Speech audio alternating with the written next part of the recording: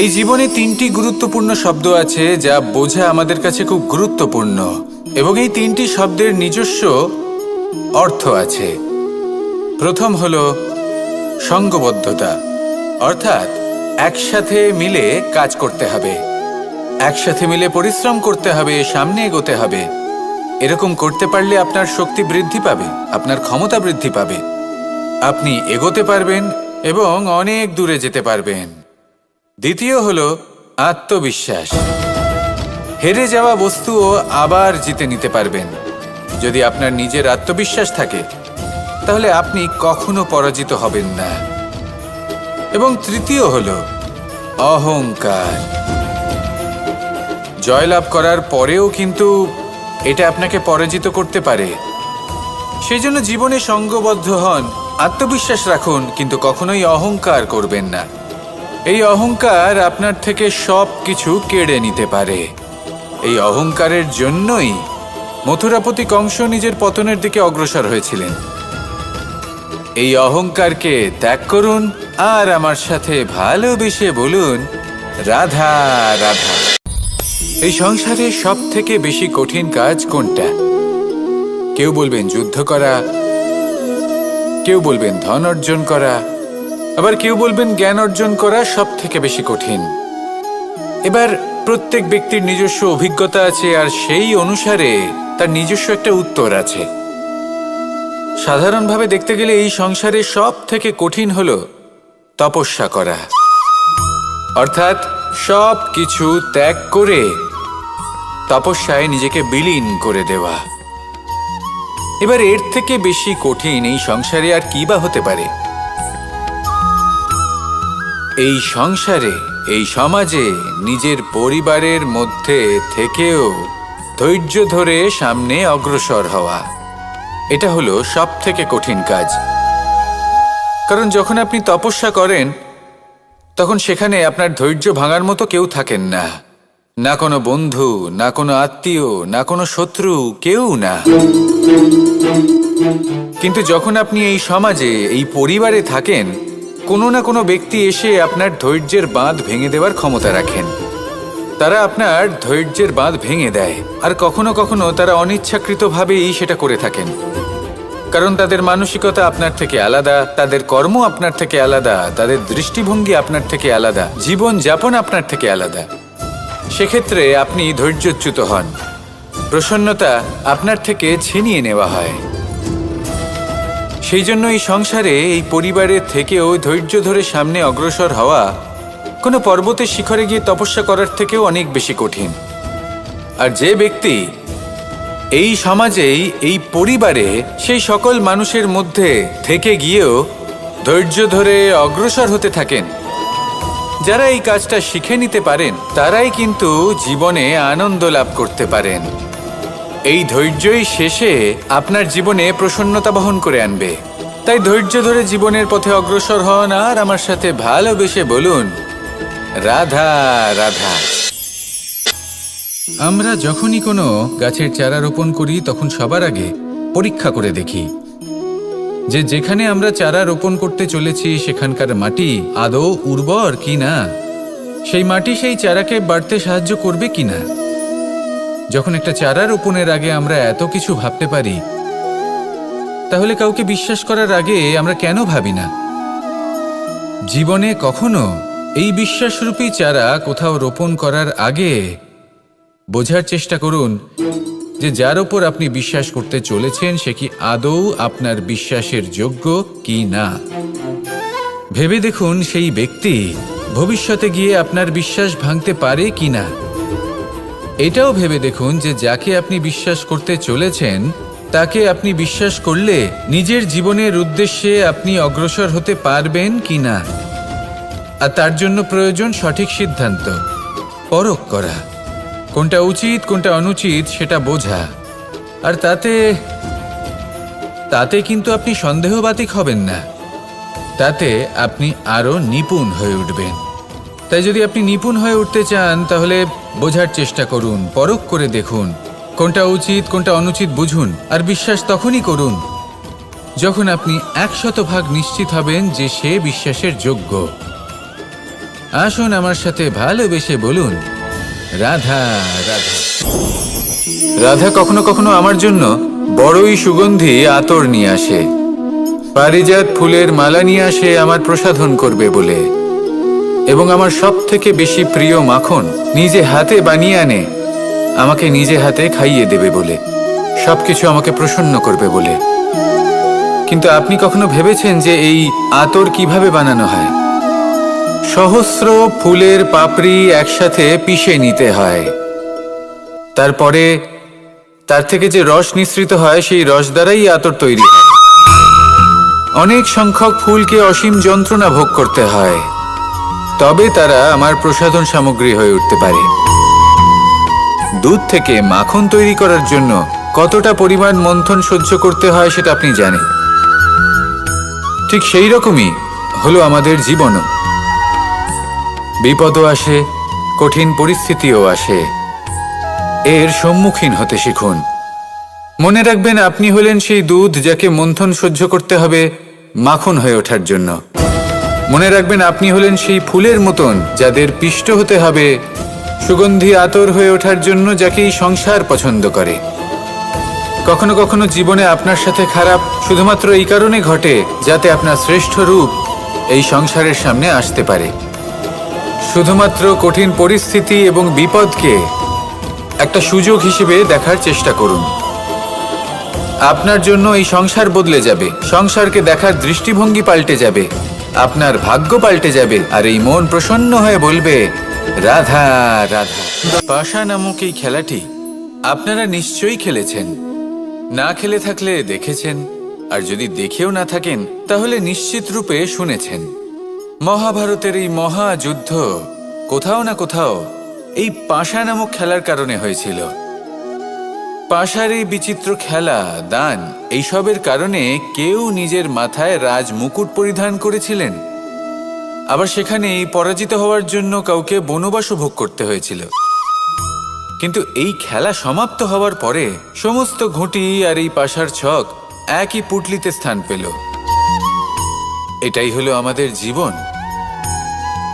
এই সংসারে আমরা জয় পরাজয়ের বিষয়ে এতটাই ভাবি, এত চিন্তা করি যে এই জীবনের খেলার আনন্দটাই উপভোগ করতে পারি না। আর অবশেষে কি হয়? কেউ জয়ী হন, কেউ পরাজিত হন, কিন্তু দুজনেই একই স্থানে পৌঁছে যান। প্রত্যেক ব্যক্তি মৃত্যুর পরে একটি নির্দিষ্ট স্থানেই পৌঁছতে বাধ্য, কিন্তু ততক্ষণ এই জীবন, এই খেলা, তার আনন্দ উপভোগ করুন। এই সংসারে সেই ব্যক্তি শ্রেষ্ঠ স্থানে পৌঁছতে পেরেছেন যিনি এই সংসারকে প্রকাশ প্রদান করেছেন, যিনি কখনো জয় পরাজয় এ বিষয়ে ভাবেননি, শুধু এই জীবনের খেলার আনন্দ উপভোগ করেছেন। এটাই আপনিও করুন, আর আমার সাথে ভালোবেসে বলুন, রাধা রাধা। প্রত্যেক মানুষ নিজের জীবনে দুঃখ অনুভব করেন। প্রত্যেকের দুঃখ আলাদা হতে পারে। কারোর মনে এই দুঃখ থাকে যে সে তার বাবা মায়ের সব ইচ্ছে পূরণ করতে পারেননি। কেউ এটা ভেবে দুঃখ পান যে সে চিরকাল সদাচার করেছেন, সৎকর্ম করেছেন, কিন্তু তাও তাকে দুরাচারী বলে মনে করা হয়। কেউ এটা ভেবেও দুঃখ পান যে তার সামনে যে ব্যক্তি রয়েছেন তার চোখে তিনি শত্রু হয়ে উঠেছেন বা দুষ্ট হয়ে উঠেছেন, যেখানে তিনি হয়তো কোনো অনুচিত কাজই করেননি। এবার এই সমস্ত বিষয় নিয়ে ভেবে নিজের ব্যক্তিত্ব নিয়ে সন্দেহ প্রকাশ করবেন না। যদি নিজের ব্যক্তিত্ব নিয়ে কোনো সন্দেহ থেকে থাকে তাহলে কর্ম সংক্রান্ত প্রশ্ন করুন যে আপনি যা করেছেন তাতে কি উচিত ছিল, কি অনুচিত ছিল।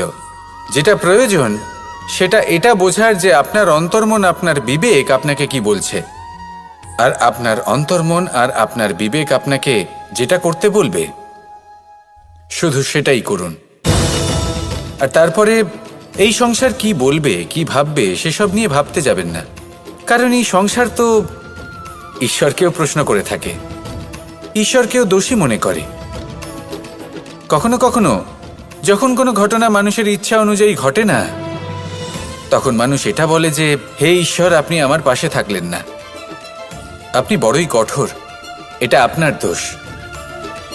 যেখানে বেশিরভাগ সময় হয়তো সে নিজেই নিজের কর্মফল ভোগ করছে, আর কখনো কখনো ঈশ্বর হয়তো তার জন্য আরো ভালো কোনো পরিকল্পনা করে রেখেছেন, কিন্তু মানুষ সেটা বুঝতে পারে না। তাই দিনের শেষে যেটা প্রয়োজন সেটা হলো নিজের মনের কথা বুঝতে হবে। আপনার বিবেক কি বলছে শুধু সেটাই করুন আর সামনে এগোতে থাকুন। আমার সাথে ভালোবেসে বলুন, রাধা রাধা। পরিবর্তন, এটা হলো সৃষ্টির অমূল্য নিয়ম। এই সংসারে সবকিছু সময়ান্তরে পরিবর্তিত হয়, এই সময়ও পরিবর্তিত হয়। পরিবর্তন চিরকাল হয়ে এসেছে আর চিরকাল হতে থাকবে, কিন্তু এবার আমরা সেই পরিবর্তন কিভাবে লাভ করব যেটা আমাদের প্রয়োজন, যেটা আমরা চাই। আমরা জীবনে বিকাশ চাই। এই বিকাশ কিভাবে লাভ করতে পারি? এই প্রকৃতি কিন্তু আমাদের অত্যন্ত উত্তম উদাহরণ দিয়ে বুঝিয়েছে। একটি বিন্দুর উদাহরণ দিয়েছে যা ভবিষ্যতে একটা বিশাল নদীর আকার ধারণ করে। এটা কিভাবে হয়? মেঘ থেকে একটি বিন্দু ঝরে পড়ে সেই পর্বতের ওপর যেখানে হিম আছে। সেই হিমের সংস্পর্শে আসা মাত্র সেই বিন্দুর সাথে আরও বেশ কিছু বিন্দু যুক্ত হয়। তারপর তারা অগ্রসর হয়, আরও কিছু বিন্দু যুক্ত হয়, আস্তে আস্তে একটা ক্ষীণ ধারার রূপ ধারণ করে এবং সেটাই ভবিষ্যতে আরও এগোতে থাকে। অনেকটা যাওয়ার পর যখন অনেক সংখ্যক বিন্দু একসাথে যুক্ত হয় তখন সেটা বিশাল নদীর আকার ধারণ করে। এবার আমরা মানুষ বলে আমাদের সাথে এই নিয়মের অন্যথা হয় তা নয়। আমরাও এই প্রকৃতির অংশ, আমাদের ক্ষেত্রেও একই নিয়ম প্রযোজ্য। যখন পরিশ্রম করে অনেক সংখ্যক বিন্দু আমরা একত্রিত করব তখনই পরিবর্তনের নদী প্রবাহিত হবে। প্রয়োজন হলো নিরন্তর পরিশ্রম করা এবং ধৈর্য ধরা। এটা করতে থাকুন, জীবনে সব কিছু লাভ করতে পারবেন, কারণ প্রকৃতি আমাদের এটাই শিখিয়েছে। আর আমরা এই ব্রহ্মরই একটি অংশ, যার দ্বারা এই ব্রহ্মাণ্ড নির্মিত। আসুন আমার সাথে ভালোবেসে বলুন, রাধা রাধা। কখনো এই প্রকৃতির দিকে তাকিয়ে থাকবেন। এই প্রকৃতি অনেক ধরনের শিক্ষা দেয়। কোনো একটা গাছকে দেখুন কিভাবে সে মাটি থেকে জল শুষে নেয়। সে ঝড় হোক বা হোক কড়া রোদ সব সহ্য করে এবং অবশেষে সে ফল ধারণ করে। আর সেই ফল উৎপন্ন করার পরে সে ফল কিন্তু সে নিজে গ্রহণ করে না, এই সংসারকে প্রদান করে, যাতে পশু পাখি মানুষ তারা এই ফল গ্রহণ করে শক্তিশালী হয়ে উঠতে পারে, সুস্থ থাকতে পারে। সেভাবেই নদী, সরোবর এরা নিজেরাও কিন্তু নিজেদের জল গ্রহণ করে না, মাটিকে প্রদান করে, পশু পাখিকে প্রদান করে। সূর্য নিজেও নিজের জন্য প্রজ্বলিত হয় না, সে প্রকাশ ছড়িয়ে দিতে চায় আমাদের সবার কাছে, সে আলো পৌঁছে দিতে চায়। এই প্রত্যেকের কর্মে পরমার্থ নিহিত আছে, আর সেই জন্যই এদের সকলকে পুজো করা হয়। তাই মনে রাখবেন, আপনার কাছে জীবন যাপনের অতিরিক্ত যা কিছুই আছে তা পরমার্থের জন্য। তাহলে তার সদ্ব্যবহার করুন আর আমার সাথে ভালোবেসে বলুন, রাধা রাধা। আমরা প্রত্যেকেই অবশ্যই এমন সময় দেখেছি যখন অনেকগুলো সমস্যা একসাথে আমাদের জীবনে এসে পড়ে। সমস্যা আমাদের প্রত্যেকের জীবনেই থাকে। আমরা তার সমাধান খুঁজতে চেষ্টা করি, কখনো সমাধান খুঁজে পাই, আবার কখনো যতই চেষ্টা করি না কেন কোনো সমাধান খুঁজেই পাই না। আর যখন এটা হয় তখন মানুষ অত্যন্ত বিচলিত হয়ে পড়েন। নিজের আত্মীয় স্বজন, নিজের বন্ধু বা সংসার এদের ওপরে এই দোষ চাপিয়ে দেন যে এদের জন্যই এই সমস্যা এসেছে। এবার যদি আমি আপনাকে কোনো পরামর্শ দিই তাহলে এটাই বলবো যে দৃষ্টিভঙ্গি পাল্টে দেখুন।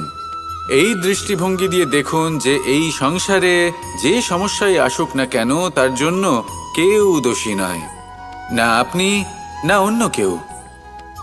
এই পুরো খেলাটাই আপনার মানসিকতা, আপনার দৃষ্টিভঙ্গির, আপনার মনের। কিভাবে বোঝাচ্ছি? যখন আমাদের মন শক্ত থাকে তখন কঠিন থেকে কঠিনতর পরিস্থিতিও আমাদের জীবনে খুব বেশি হলে প্রতিস্পর্ধা হয়ে থেকে যায়। সেখানে যদি আমাদের মন দুর্বল থাকে, তখন অল্প কঠিন পরিস্থিতিও আমাদের কাছে খুব বড় সমস্যা হয়ে যায়, তাই না? একটা শক্ত মন কঠিন পরিস্থিতিকে প্রতিস্পর্ধা হিসেবে দেখে আর তার মধ্যে ওটা সুযোগ খুঁজে নেয়। আমাদের শুধু এটাই করতে হবে।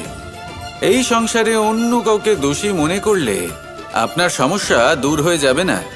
সেই জন্য এই সংসারকে দোষ দেওয়ার বদলে এই সমস্যার মূলে চলে যান, সেটাকে বুঝুন, নিজের এই মনকে শক্ত করে তুলুন। যদি আপনার মন শক্তিশালী হয়, তাহলে এই সংসারে অনেক বড় বড় কঠিন থেকে কঠিনতর পরিস্থিতিও যদি আসে, আপনার জীবনে যতই বড় বড় সমস্যা আসুক না কেন, আপনার লক্ষ্য লাভে বাধা দিতে পারবে না। আসুন আমার সাথে ভালোবেসে বলুন, রাধা রাধা। আমরা সবাই পাথর দেখেছি, পর্বতও দেখেছি, শুকনো পাতাও দেখেছি, শ্যামল বনানীও দেখেছি। কখনো ভেবেছেন পাথরের অস্তিত্ব কিন্তু ততক্ষণ পর্যন্ত যতক্ষণ সে পর্বতের গায়ে আটকে থাকে। যখন সেই পর্বত থেকে সেই পাথর ভিন্ন হয়ে যায় ও নিজের অস্তিত্ব হারিয়ে ফেলে। আস্তে আস্তে কখনো পাথর কেটে বা কখনো পিষ্ট হয়ে সেই পাথর আস্তে আস্তে মাটিতে পরিণত হয় এবং পূর্ণরূপে নিজের অস্তিত্ব হারিয়ে ফেলে। এটাই পাতার সাথেও হয়। এই পাতা যতক্ষণ গাছের ডালের সাথে যুক্ত ততক্ষণ তার অস্তিত্ব থাকে। যখনই ডাল থেকে বিচ্ছিন্ন হয়, সেও নিজের অস্তিত্ব হারিয়ে ফেলে। আর এটাই আমাদের সাথেও হয়। যতক্ষণ আমরা নিজেদের আপনজনের সাথে যুক্ত থাকি, আমাদের অস্তিত্ব বজায় থাকে। যখন আপনজনদের সাথে সম্পর্ক ছিন্ন করি, তখন আমরাও আমাদের অস্তিত্ব হারিয়ে ফেলি। এবার এই সংসারের প্রত্যেক ব্যক্তি স্বতন্ত্র থাকতে চান, আর অনেক ব্যক্তি স্বতন্ত্র থাকবেন বলে আপনজনদের দূরে করে দেন আর তাদের সাথে এই সম্পর্ক ছিন্ন করেন। এটা কি সত্যি প্রয়োজন? আপনজনদের সাথে সম্পর্ক ছিন্ন করে নিজের অস্তিত্ব হারিয়ে ফেলা প্রয়োজনীয়, নাকি আপনজনদের সাথে সম্পর্ক বজায় রেখে নিজেদের স্বতন্ত্র করে রাখা সেটা আবশ্যক? নির্বাচন আপনারই। আসুন আমার সাথে ভালোবেসে বলুন, রাধা রাধা। আপনি কি কখনো নৌকা যাত্রা করেছেন? করে না থাকলেও নিশ্চয়ই দেখেছেন যে এই জল যা নিজের অন্তরে সব কিছু সমাহিত করে নিতে পারে, এই নৌকা সেই জলের ওপরেই ভেসে থাকে। নদীর স্রোত কাটিয়ে সে সামনে অগ্রসর হয়। কিন্তু যদি এই নৌকায় কোনো ছিদ্র হয়, তাহলে কিন্তু সেই নৌকা ডুবে যাবে। আর এতে কোনো তফাৎ হবে না যে সেই ছিদ্র ছোট নাকি বড়, নৌকা ডুবে যাবে। এই ছিদ্র হলো আমাদের জীবনে আমাদের অপগুণ, আমাদের দোষ, আমাদের বিকার। কখনো এটা ভাববেন না যে এই দোষ খুবই ছোট, এতে কিছুই যাবে আসবে না। না, সেই ছোট দোষ, সেই ছোট বিকার, যদি সেটাকে শুধরে না নেন, তাহলে সেটা আপনাকে আপনার পতনের দিকে নিয়ে যাবে। শেষ পর্যন্ত এটা আপনার ওপর নির্ভরশীল যে আপনি কি চান। আপনার জীবনের এই নৌকা এভাবেই ডুবে যেতে দেখবেন, নাকি নিজেকে শুধরে নিয়ে সেই নৌকার সেই ছিদ্রটাকে ভরিয়ে তুলতে চাইবেন? নির্বাচন আপনার। আসুন আমার সাথে ভালোবেসে বলুন, রাধা রাধা। জল, জলই পৃথিবীতে বেঁচে থাকার জন্য আবশ্যক তো বটেই, কিন্তু এই জল আমাদের একটা অত্যন্ত গুরুত্বপূর্ণ শিক্ষা প্রদান করে। কখনো এই জলকে দেখেছেন? যে পরিস্থিতিতেই এই জল প্রবাহিত হোক না কেন, এর উপর যা কিছুই প্রভাব থাকুক না কেন, এর পথে যতই বাধা আসুক না কেন, তার মধ্যে থেকে ও নিজের পথ ঠিক বের করে নেয়, কিন্তু নিজের প্রবাহ থামতে দেয় না, ক্রমাগত অগ্রসর হতে থাকে। সেরকমই একটা শিক্ষা যেটা আমরা জল থেকে পেয়ে থাকি, তা হলো এটা: আমরা যখন জলের দিকে তাকাই তখন আমরা নিজের প্রতিবিম্ব দেখি, স্পষ্টভাবে দেখতে পাই। কিন্তু তখনই দেখতে পাই যখন এই জল শান্ত থাকে, স্থির থাকে।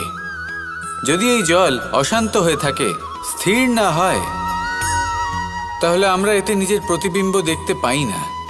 এটাই আমাদের মনের সাথেও হয়ে থাকে।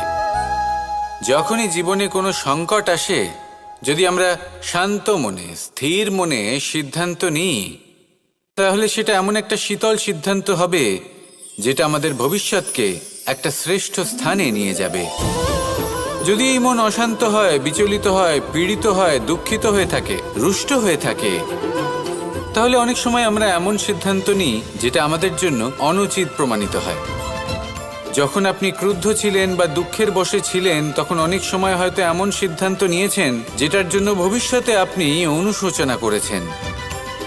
এবার দেখুন, এই আবেগগুলো থেকে আমরা পালাতে পারবো না, কিন্তু এই আবেগগুলো আপনার উপর কতটা প্রভাব ফেলবে সেটা আমরা অবশ্যই ঠিক করতে পারি। এই মনকে আমরা নিয়ন্ত্রণ করতে পারি। এটাই করুন, চিন্তা করুন, এই মনকে শান্ত রাখুন, স্থির হতে চেষ্টা করুন, আর তারপরে সিদ্ধান্ত নিন। আসুন আমার সাথে ভালোবেসে বলুন, রাধা রাধা। এই সংসারে ভৌতিক বস্তুরও নিয়তি আছে। যারাই এই সংসারে আসে বা উৎপন্ন হয়, তারা কিছুমাত্র সময় পর্যন্তই এখানে থাকতে পারে, আর তারপরে সেও লুপ্ত হয়ে যায়, অর্থাৎ সে নিজেও এই পঞ্চমহাভূতে সমাহিত হয়ে যায়। আমাদের সাথেও ঠিক এটাই হয়। সেই জন্যই ঈশ্বর দ্বারা প্রদত্ত এই উপহারের বিষয়ে ভাবুন, এই জীবনের বিষয়ে ভাবুন। ঠিক যেমন বিশ্বাস ভঙ্গ হলে কোনো ব্যক্তি আমাদের কাছে অপরিচিত হয়ে যান, ঠিক সেরকমই শেষ নিঃশ্বাস ত্যাগের পর এই শরীরও আমাদের কাছে পরই হয়ে যায়। তাই এই শরীর থাকাকালীন শ্রেষ্ঠভাবে একে সদ্ব্যবহার করুন, এই জীবনে শ্রেষ্ঠ কর্ম করুন। আর এই জীবনকে শ্রেষ্ঠভাবে যাপন করার জন্য কিছু কথা বোঝা প্রয়োজনীয়। যদি আপনি কারোর প্রশংসা করেন, তাহলে পূর্ণ হৃদয় দিয়ে করুন।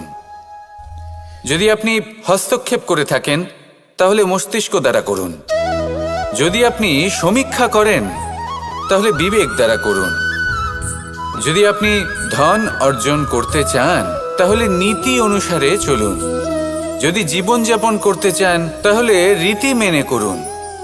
আর যদি ঈশ্বরের ভজন করতে চান, তাহলে ভক্তিভাব নিয়ে করুন। শুধু এই কথা মনে রাখবেন যে আপনার এই জীবন কিন্তু অনিশ্চিত কাল পর্যন্তই আছে। কতক্ষণ আছে সেটা কেউ জানে না। তাই কিছু মুহূর্ত যেটা যাপন করতে আমরা এখানে এসেছি, সেখানে ক্রোধ, অহংকার, ঈর্ষা, এইসব আবেগের কি গুরুত্ব বলুন তো? এগুলো ত্যাগ করুন। মানুষকে ক্ষমা করতে শিখুন, আস্তে আস্তে বিশ্বাস করতে শিখুন। এই সংসারে নিঃস্বার্থভাবে প্রেম করতে শিখুন, আর সবার মধ্যে আনন্দ বিতরণ করুন। তাই এই সব গুণ যদি আপনি আত্মসাৎ করতে পারেন, তাহলে আপনার জীবনে শুধু আনন্দ এবং আনন্দই বিরাজমান হবে। আসুন আমার সাথে ভালোবেসে বলুন, রাধা রাধা। এবার কখনো কখনো জীবনে আমাদের মনে হয় যে চতুর্দিকে শুধুমাত্র অন্ধকারই হয়ে আছে। প্রত্যেকেরই তা কখনো মনে হয়। আর তখনই আমাদের নিরাশ হলে চলবে না, আমাদের দুঃখী হলে চলবে না। সেই সময় আমাদের খুঁজতে হবে নিজেদের আশেপাশে, চতুর্দিকে, আর কোথাও না কোথাও আমরা প্রকাশ অবশ্যই দেখতে পাবো, আশার একটা কিরণ অবশ্যই দেখতে পাবো। কেউ এমন একটা কর্ম করেন যেটা দেখে আমরা প্রেরিত হয়ে যাই, আর এমন কোনো কর্ম যদি আপনারা করেন, তাহলে সেই কর্ম আপনার মনকে প্রসন্ন ভাব, আনন্দ এবং ভালোবাসা দ্বারা ভরিয়ে তুলবে। আপনার অন্তরের সেই অন্ধকারের অন্ত করবে, দুঃখেরও অন্ত করবে। আর এই মন প্রসন্ন ভাব নিয়ে বলবে, রাধা রাধা। এই জীবনে তিনটি গুরুত্বপূর্ণ শব্দ আছে যা বোঝা আমাদের কাছে খুব গুরুত্বপূর্ণ, এবং এই তিনটি শব্দের নিজস্ব অর্থ আছে। প্রথম হলো সঙ্গবদ্ধতা, অর্থাৎ একসাথে মিলে কাজ করতে হবে, একসাথে মিলে পরিশ্রম করতে হবে, সামনে এগোতে হবে। এরকম করতে পারলে আপনার শক্তি বৃদ্ধি পাবে, আপনার ক্ষমতা বৃদ্ধি পাবে, আপনি এগোতে পারবেন এবং অনেক দূরে যেতে পারবেন। দ্বিতীয় হলো আত্মবিশ্বাস। হেরে যাওয়া বস্তুও আবার জিতে নিতে পারবেন যদি আপনার নিজের আত্মবিশ্বাস থাকে। তাহলে আপনি কখনো পরাজিত হবেন না। এবং তৃতীয় হলো অহংকার।